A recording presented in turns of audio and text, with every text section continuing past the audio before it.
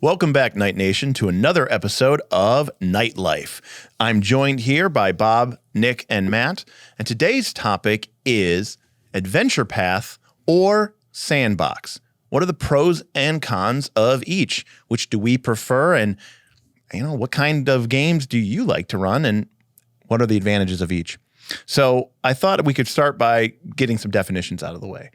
An adventure path, simply put, is a series of pre-written adventures written by someone else, designed to take your characters usually from the lowest level to the highest level, or maybe, a fraction thereof, take you from levels 1 to 10 or 11 to 20.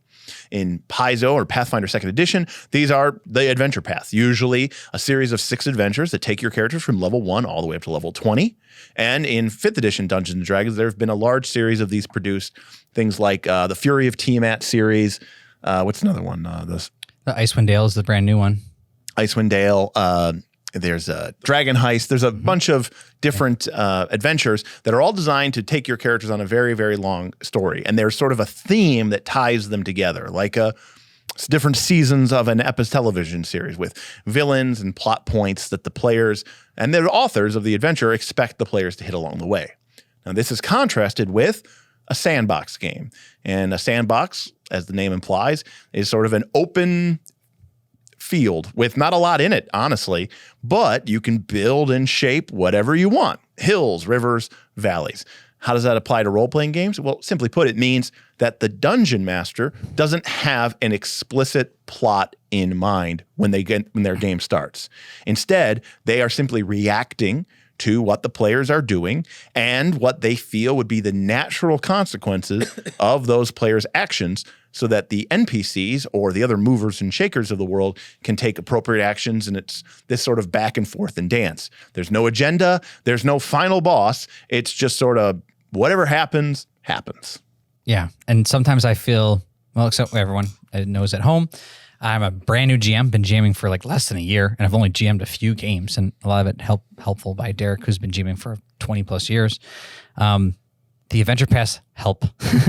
I get a little intimidated by the sandbox. Not to say that I think the sandbox is the best way to play.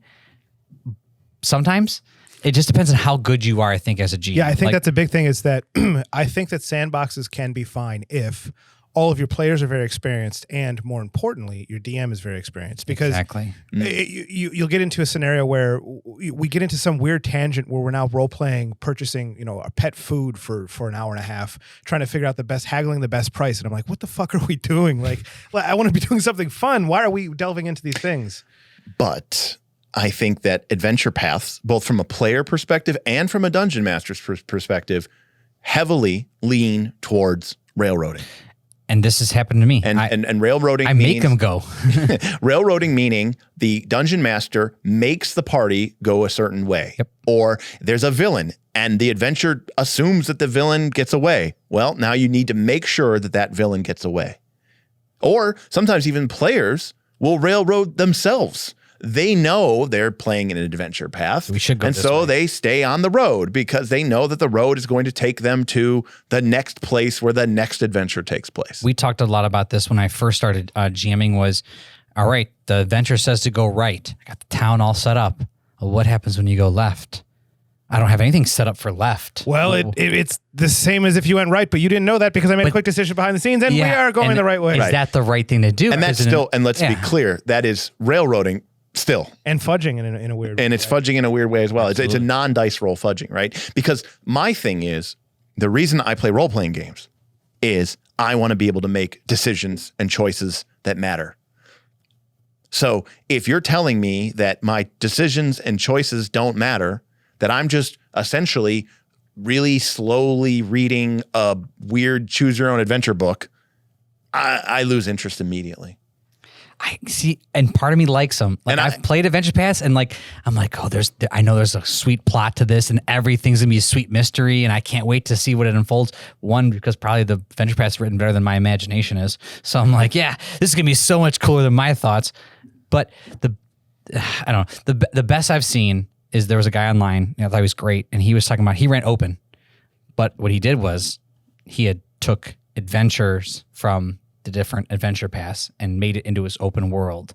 Basically, he was like, okay, we can go to this place or do this thing. And I got these different encounters and things set up, these twists and plots and puzzles from these great books that I've read or adventures that I've read. I'm like, okay, so you're sort of... Yeah, well, that's a combination. It's a combination of both. Because, okay, so for me, okay, full disclosure, I don't like adventure paths.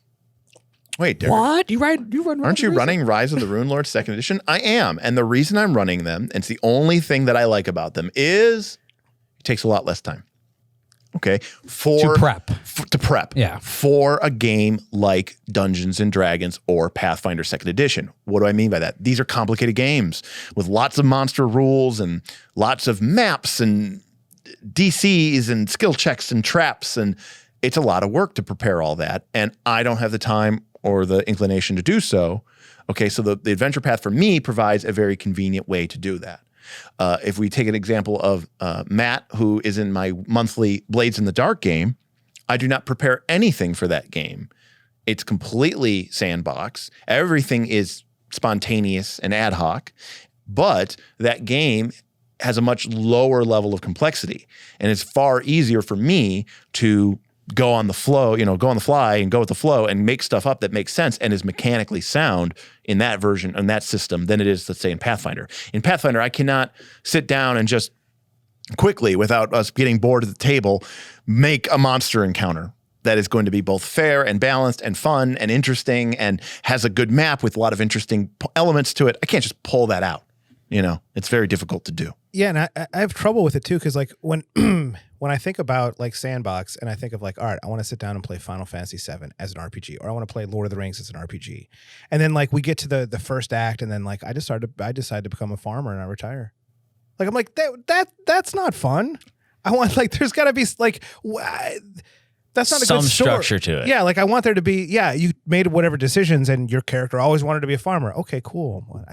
That's not the movie that I want to watch. Is about a guy who decides to fizzle out and go do something else. I want to see the movie that's about Neo and Matrix. The one he's like, there's a reason you're telling me the story. That's why I want to. See I think that's the problem, right? People look at role playing games and they equate them with movies and novels, and I think and they are not. I know they are not. Like I see that Rise of Tiamat book, and I'm like, I can fight that 5-headed dragon at sometime in this thing. This sounds so amazing. Let me play that. But you can make your own encounter that way too. I know. But you can there's have a book about it. It's so easy. The craziest thing I see is when people are talking about their characters and they're like level 1 and they're new characters and they're so excited and they're already talking about their character's arc and how they're going to do this and then they're going to grow up and then they're going to realize this and then later on their character's going to come around, and I'm like, you're writing your character's ending at the beginning. I want the best of both worlds. And I think of Game of Thrones. I want the best of both worlds, where I want it to seem like everything is chaotic.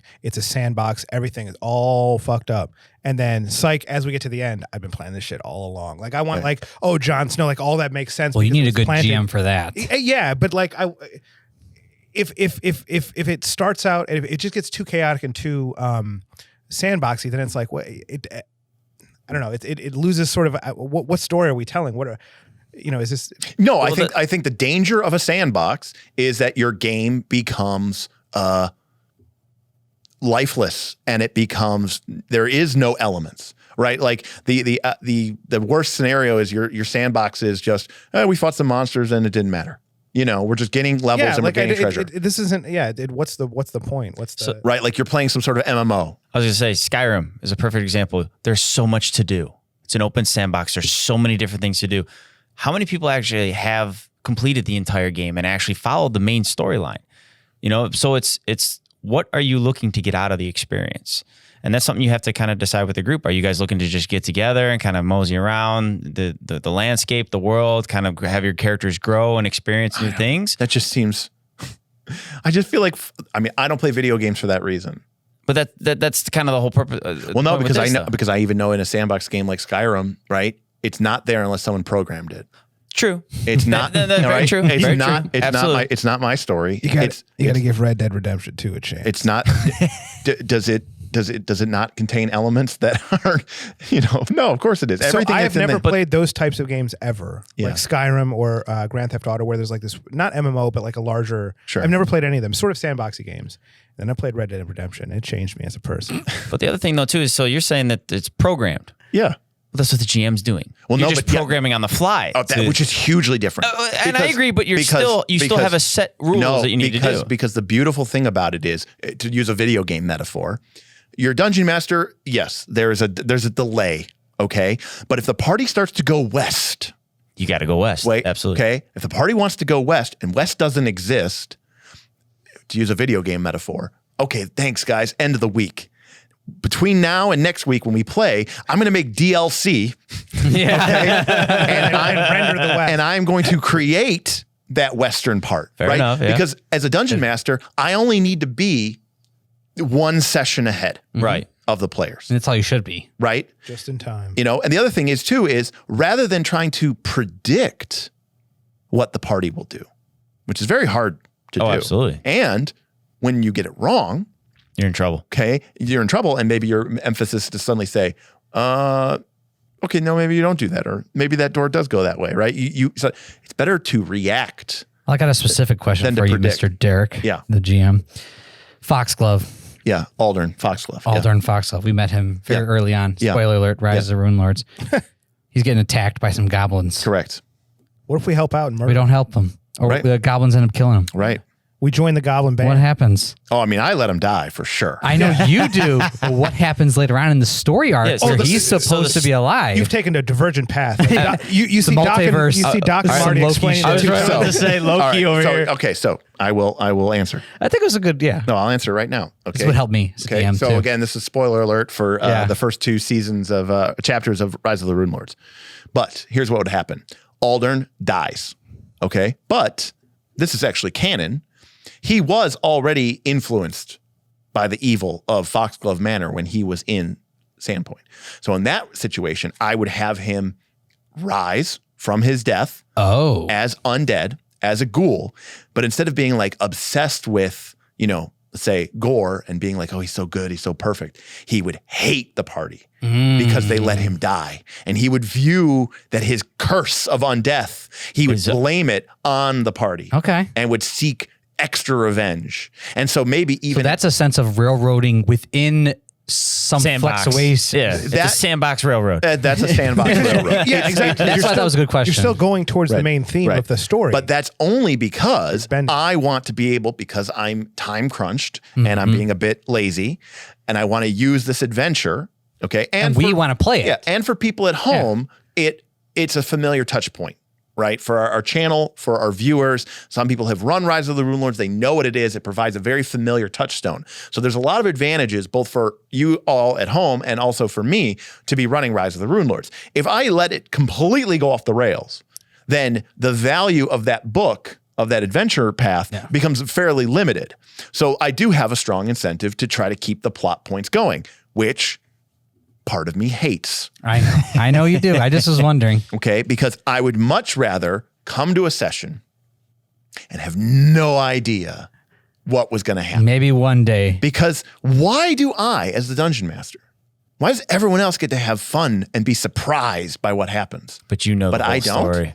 That's boring. Well, look, if we get enough What's the rules? likes look, and subscriptions and patrons, we will run some kind of crazy off the rails Yeah, game. maybe. I mean, again, one of the things, if you haven't seen, we do have a Patreon now. We're trying to take the channel more seriously. One of the things that we want to be able to do is eventually get enough, viewers and enough money coming maybe in from, all the other sources to try to do this more regularly and take it a bit more seriously. But Live sandbox. yeah, Our live sandbox with some patrons telling us like what Some of their input would be influencing absolutely Derek, but it'd be it's pretty like, ridiculous. like the reason I play role-playing games is because I want to make interesting decisions or I want to make stupid decisions that I would never make in real life. Right. And not have to pay the consequences for Absolutely. them. I like playing it because I don't know what's going to happen. But that's when the I roll point. this. Getting back to our fudging video, right? A sandbox truly allows you to Do whatever. do whatever. I know, but I'm a little scared of it. even if that whatever is 2.5 hours of role playing, purchasing. I just don't know if I have enough Yes. GM experience Yes. to and that's run where it that way. And that's what I'm saying. It goes back to, I think that as long as your players are well experienced, and specifically the. But I the GM worry though that playing with adventure paths is like playing with training wheels, and if you never take them off, it doesn't teach you how to ride the bike. You got to ride the bike without the training wheels to learn how to DM better. And if you are just following the adventure path and just flipping the pages, and the party is basically just going from A to B to C to D, from page 5 to 6 to 7 to 8, you will never grow and develop. Your players will never grow and develop. You know, a big part of Dungeons and Dragons, the enjoyment of it is not just the role playing and the luck and the gambling, but that sort of, what's the word?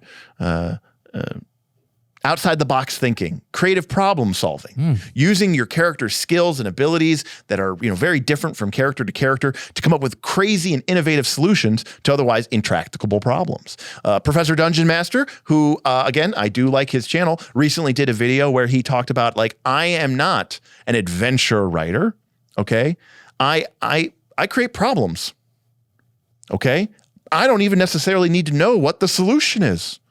Shit, I do. Right. You guys are going to figure it out. I just have make, to do it. I make a problem and it's them to figure out. All right. And it's them to solve. If they create a problem that's too big for them to handle, TPK. or maybe they have fail. or maybe they have to leave town, hightail it out of there because We're wanted. We got you're wanted men. You know, you're wanted men or whatever. So the implications, and I think what ends up happening is you are completely correct, which is this. I think that from and maybe this is true for our viewer audience at home, if you're following along with our AP of Rise of the Rune Lords, I do think that a truly homebrewed sandbox game where you create your fun fantasy world and the players get to inhabit it and they get to like do whatever they want and come up with crazy schemes and go into this and do this and then the Order of the Black Lotus, now they want us and they are attacking us and assassins attacked us at night and we had to flee the city and then accidentally we burned down the guardhouse, so now the king wants our heads. So now we have to go into hiding. We ended up with the elven refugees. I had to marry the princess in order to make a peace, right? And you end up with this crazy story. It's like you made all that up. Okay. It's fantastic. You end up with this crazy story that I would have never written. No. Okay. But it's based upon all the decisions but that were here's made. the key. Yeah, and we're making it up, but I promise you, it's going to be way more awkward and not as cool as you're playing it as someone that carefully sat down and, like a novelist, wrote out an adventure. So yes, from an outsider viewpoint, like one of our viewers, or if you're just telling the story to somebody, you'll be like, I don't know, that pre-written adventure with the really carefully sculpted plot and really cool motivations sounds a lot cooler than what you described when you guys were. Yeah, and I think that's an important distinction. But to you who played Yes. it, it's like, you know, it's like your kid. You know, maybe your kid's not the prettiest kid, but you think they are, you know, and to you they are. And so like, you know, the same thing is true with your story. You're like, you look at your story and everyone else hears it and they're like, it sounds like a bunch of cliched nonsense and, you know, kind of sounds awkward and a bit clungy. And you're like, dude, it was so awesome because it was my story. You had to be there. You had to be there. It was it maybe wasn't a good story, but it was our story. I like it. And I know that I want to do it. There's no other too. I think table it sounds out there that told that story. That is mine. That is uniquely mine. Mm-hmm. Absolutely. And I felt truly empowered that my decisions were going to have huge impacts. Yeah. Maybe from a third party perspective, the story wasn't Correct. the most. There weren't a lot of Khrushchev's guns or whatever. Like there weren't a lot of like foreshadowing. You're right. It's very hard to foreshadow because I don't know what you're going to do. Right. Yeah. Yeah. So you're right. Foreshadowing is a great example of that. Whereas in Rise of the Rune Lords, there's great examples of foreshadowing all throughout it. You know, because you already know where you want to go. because I know where we're going to be, so I know to drop hints. But could you, as a great DM, like bring back that thing that got away? You could, but again, only if it made sense in the story. Okay. The difference is I don't have any skin in the game. And if you're very good. If the villain gets away legitimately, then yeah, maybe she does come back to be a thorn in your side because she got away legitimately. Or maybe you spend 3 hero points and you kill her in the first round of combat, in which case I go, yeah, she's dead. No, she's not coming back. But either way, I don't have to sit there and go, oh no, but I know she's coming back. Yeah. So now I have to, Bob just spent 3 hero points. So How do I make her come back? Right? Because I know she has to. Yeah. But in a sandbox game, I don't care. She spent Yeah. 4 villain points. You Well- killed her. So to recap, I probably won't be sandboxing anytime soon, but I want to. Like, I really do want to. But I'm going to run, I think I'm running Age of Ashes right now, or maybe other things, but I'm probably going to stick pretty close to the AP. I'm a little nervous I need a little bit more experience. Give me a little bit more on the training wheels, and then I really would like to jump on the sandbox. I mean, I can ask you. I mean, you've played sort of some of these structured adventures, but you've also played plenty of games with me, like our 13th Age game, our Blades in the Dark game, where there was no plot. Yeah, I mean, me personally as a player, I struggle with those games more so than I do here because I have trouble figuring out. More so here, meaning than Pathfinder with an the rise of the Rune. Yeah, because I struggle with like what am I supposed to do? Where am I supposed to go? What am I trying to do? So I struggle with that. But like I said, if you have a good group of players and especially a DM or GM that can help with that sandbox story and really make it work, I think that's the. If you can get to that point, that's good. But if you can't, I mean, I could talk for hours. Bob has seen it about adventure paths and the pros and the cons. And join us in the Discord, and you could talk to Derek. That's true. That's true. Join our Patreon. Join our Discord. Yeah, but leave a like and comment below. What kind of games do you like to run? What do you think are some of the pros and cons? What did we miss? What did we not talk about?